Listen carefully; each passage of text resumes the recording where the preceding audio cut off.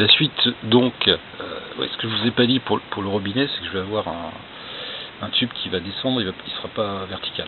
Il va faire un Z, en fait, il va descendre un peu, il va prendre un virage à 90 sur quelques centimètres, sur 2-3 centimètres, et ensuite, il va encore prendre un virage à 90 et redescendre. Parce qu'en fait, il faut qu'il soit en regard de l'entrée de carburant au niveau du carburateur. Et puis en plus, ça va me faire une figure assez drôle en Z, mais qui va suivre, vous voyez là le plan de joint entre les carters, ça va suivre en fait cette ligne. Et je vais faire en sorte que le virage suive cette ligne-là, et que le second virage suive cette ligne-là, à peu près, qu'elle soit parallèle. Je trouve ça très marrant.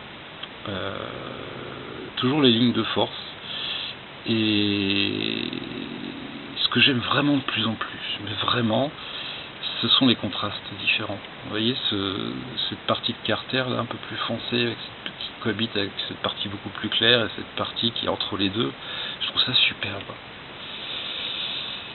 Ce kaléidoscope, cette mosaïque de pièces avec des teintes différentes, j'adore. Du reste, j'en ai joué sur le robinet, on voit pas trop peut-être sur la vidéo. Principalement avec des traitements chimiques. Le gros écrou qui est mat moiré, c'est de l'acide. J'ai laissé la teinte aluminium satinée, un peu brillante du corps du carburateur. Là, j'ai fait aussi un traitement à l'acide, mais j'ai traité ensuite à la paille de fer pour que ce soit un peu brillant. Et puis là, le disque, je l'ai carrément poli. Parce qu'en fait, j'ai eu un souci, j'ai pas mauvaise inox. Mais du coup, le résultat est plutôt marrant. Et il n'y a pas une pièce. Pareil, là, il y a un écrou en alu qui est plus brillant que le corps en alu, mais qui n'est pas la même teinte que les molettes. Donc sur cette petite pièce, sur ce petit assemblage constitué de 5-6 pièces différentes, cette pièce visible, il n'y en a pas une qui est la même teinte. J'aime beaucoup jouer avec les contrastes. Ouais. Ça, on en a causé. Les caches latéraux. Je sais pas. Les caches latéraux, je me dis, tiens, je vais peut-être en fait pas les monter. Parce que ça fait beaucoup de rose et d'un. Ça fera beaucoup de rose. Et ensuite, je sais pas si vous voyez en bas. Bon, en haut, on a le réservoir. Voilà. Ensuite, l'étage en dessous, on a les garde-boue, avant et arrière. C'est quand même déjà pas mal rose. Et puis en bas, on a le moteur. Et je me dis, rajouter un cache latéral en bas. En fait, il sera tout seul, mais il sera tout seul. Il n'aura pas de pendant. Le réservoir trône au milieu, donc c'est cohérent. Les garde-boue, il y en a un devant et un derrière, donc on est cohérent. Mais le cache latéral, il se trouve à l'étage inférieur. Et il est tout seul, et en plus, il correspond à rien.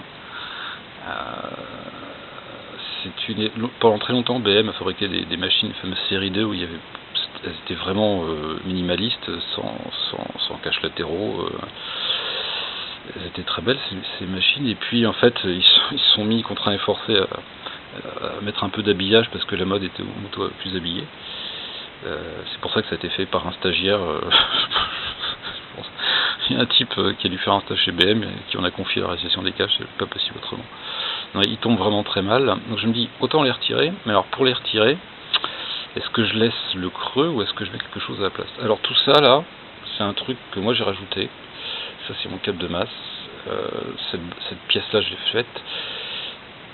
Du coup, ça c'est pas parallèle avec la ligne de la selle, c'est moche. Je la referai peut-être, c'est pas très long à faire. Et je me dis quoi mettre à la place. Est-ce que je laisse un trou? Peut-être. Mais je me dis plutôt profiter de ça pour y installer des klaxons, des avertisseurs. Parce que du coup j'ai retiré le klaxon qui se trouvait à l'avant, qui se trouvait là, qui était pas beau. Et installer des klaxons, mais beaucoup plus gros. Ça c'est un petit klaxon, il fait 90 mm de diamètre. Installer un truc plus massif. Alors ce sera pas celui-là. Je pense qu'il sera lisse. Beaucoup plus gros, et un klaxon qui fasse un peu office de cache latérale, c'est-à-dire qu'il remplisse l'espace. Vous voyez, il sera à peu près comme ça. Voilà. Et en plus, ça ferait un pendant avec la rondelle d'axe de bras oscillant. On aurait comme ça ces deux cercles. Voilà, ça c'est un truc à faire. Ensuite, ça c'est la boucle de cadre. En fait, vous avez le cadre et vous avez le support de selle qui est boulonné. Voilà. c'est boulonné ici, et c'est boulonné en bas. Je sais pas pourquoi BM, en fait, ils ont boulonné cette pièce à l'extérieur. Alors je vous montre. Voilà. Ça c'est à l'extérieur, ce qui fait que cette barre n'est pas alignée avec le tube de cadre ici. Niveau ligne de force, c'est pareil, ça trouble la force. Et en fait, idéalement, il faudrait que ça se soit fixé derrière. Alors avec la Dremel, je vais essayer de faire une encoche juste là, avec un petit disque à tronçonner, et je vais faire en sorte que ça passe derrière, pour que ce tube et ce tube soient complètement alignés. Peut-être pas, c'est pas très flagrant sur la vidéo, je peux vous garantir que... Et c'est un truc, c'est vraiment... c'est agaçant, c'est très agaçant, voilà. J'ai pas vu de gens qui ont fait des préparations sur la base de BMW faire cette modification. Pourtant, il y a de très très belles choses, il y a vraiment des types qui ont une vision de leur machine, mais ce point de modification spécifique, je l'ai jamais vu. Et c'est vraiment choquant, on dirait une barre qui a été rajoutée, pareil, au dernier moment, une sorte de bidouille faite au fond d'un garage. C'est vraiment pas beau. Ça, faut que j'essaie de le faire. Bon, les amortisseurs, je vous ferai une vidéo sur les Fournales parce que ça le mérite. Il les mérite. Parce que j'ai aussi passé du temps.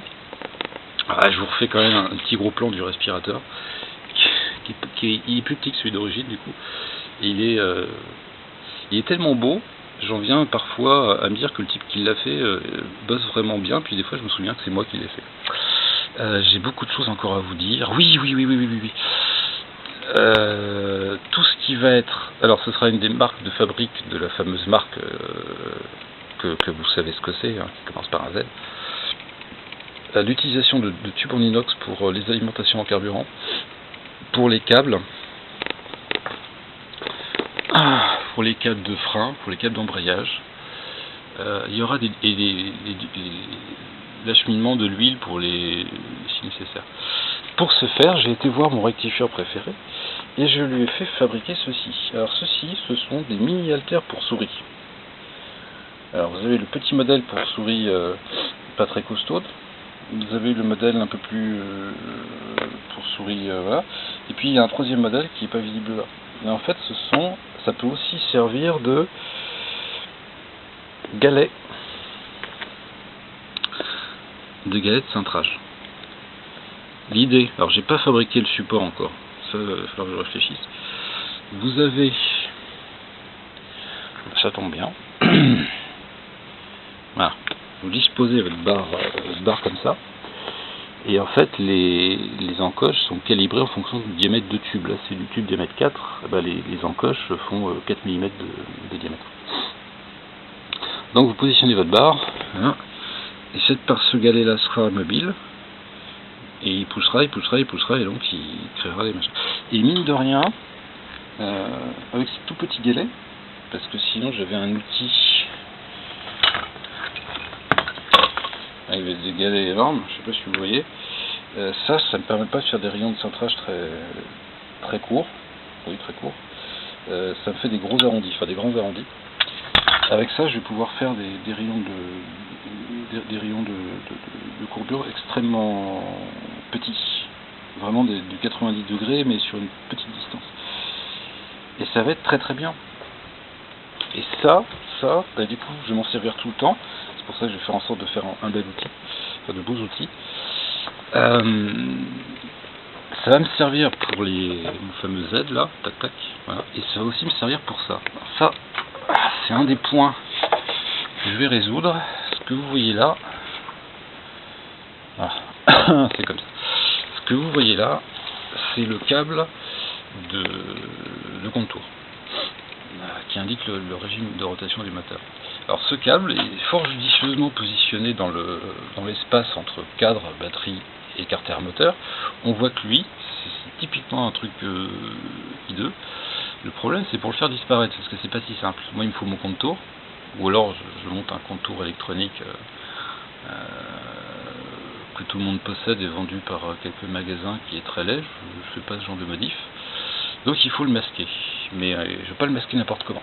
Alors, à l'intérieur vous avez un câble qui tourne sur lui-même, forcément. Contrairement aux autres câbles que vous tirez, lui il tourne sur lui-même. Comment je fais pour le faire disparaître? Alors c'est pas compliqué. vous prenez un tube de diamètre 4 mm. Alors je vais fabriquer une pièce dans laquelle, parce que là vous avez un petit logement, voilà. Je vais fabriquer une pièce dans laquelle le tube va rentrer. Il y aura un coude à 90 degrés.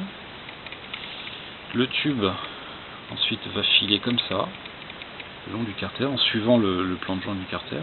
Et ensuite, avec un autre coude à 90, va rentrer dans le logement en aluminium ici. Et hop, on ne le verra plus. Ce qui fait qu'il aura disparu. Il aura totalement disparu. J'ai plein de trucs à vous raconter, je sais plus ce que j'ai à vous dire. Je sais plus. Ça y est, j'ai plus toute ma tête. Je suis dépité parce que j'avais... Ah oui. Alors ici, là, vous voyez ce truc un peu sale. En fait, ici se trouve un petit bitonio. C'est un monocontact de pression d'huile. En série, sur cette moto, vous avez un voyant qui se trouve là, qui s'allume lorsque votre pression d'huile chute en dessous de 0,5 bar. Pour la petite anecdote, lorsque ça vous arrive, c'est déjà trop tard, le moteur est foutu. Il faut mieux un système qui avertit auparavant en cas de problème. Donc, je vais remplacer le monocontact d'origine par un monocontact VDO, voilà, qui est plus gros du coup que le petit système d'origine. Alors j'avais acheté un sorte de Y, parce que évidemment ce truc là on peut pas le visser parce qu'il y a le cadre qui gêne. J'avais acheté un Y en Allemagne, en bronze en plus, doré, qui faisait que ce truc était vissé comme ça. C'est vraiment pas beau. C'était vraiment pas beau. Donc l'idée, c'est de conserver ce système, qui me permet d'avoir un manomètre de pression d'huile gradué jusqu'à 10 bars, qui m'indique en direct en fait la pression d'huile. Ce qui permet de prévenir les éventuelles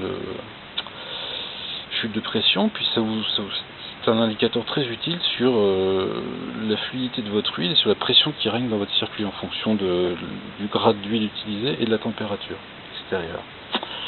Donc, j'ai investi. J'ai investi dans un raccord banjo. Vous commencez à connaître, hein, vous les avez vus. C'est eux là. Il y en a là, il y en a là. Sauf que lui il est un peu plus gros. Coudé à 45 degrés, qui va aller comme ça. De ce raccord banjo, je vais souder paf paf. Je vais faire un trou dans le carter. Voilà, le tuyau va rentrer dans le carter et je vais loger dans le boîtier de... En fait, c'est le compartiment du démarreur. Dans le compartiment du démarreur, ça me permettra de cacher ce truc-là, qui sera relié par des fils électriques au manomètre qui se trouvera sur le tableau de bord. Donc ça fait aussi partie des choses à faire. Alors, c'est pas très long. Le plus long, en fait, c'est de trouver les bonnes fournitures, les tubes, le raccord banjo pour pouvoir le faire. Alors c'est pareil du côté gauche, vous voyez ce que je vous disais, ce cache rose tout seul, perdu, je suis pas sûr de le conserver du tout. Et donc il y aura un klaxon côté droit et côté gauche, évidemment, il y aura la symétrie, ce qui en plus me fera une batterie de klaxon, normalement on devrait pouvoir m'entendre. Je trouve que ça commence à prendre forme.